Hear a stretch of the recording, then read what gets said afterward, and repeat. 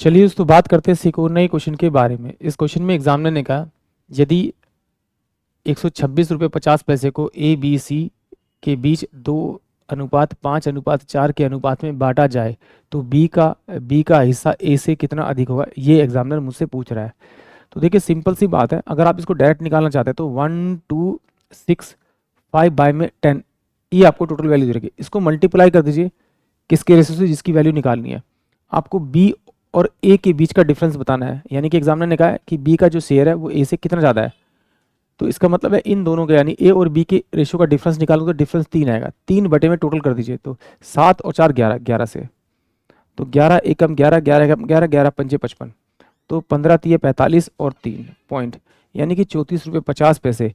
यानी कि ऑप्शन जो सी होगा वो इस क्वेश्चन के लिए करेक्ट आंसर होगा।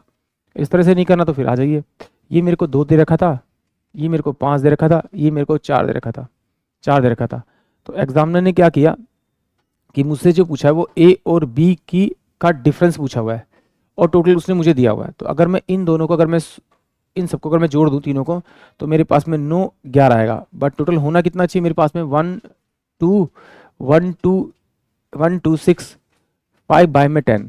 तो इसे मल्टीप्लाई कैसे करना पड़ेगा आपका, इसे तो 11 एकम 11, 11 एकम 11, 11 5 5, यानी कि अगर इसे 11 को 11.5 से अगर इसे मल्टीप्लाई करूँगा तो मेरे पास में क्या वैल्यू आएगी, ये आ जाएगा आपका 126.5 इसकी वैल्यू आ जाएगी, इसके बराबर आ जाएगी। तो मुझे किसकी वैल्यू निकालनी है, बी और ए के बीच का डिफरेंस निकालना। तो इन दोनों का डिफरेंस निकालूंगा, डिफरेंस कितना आ रहा है मेरे पास में 3।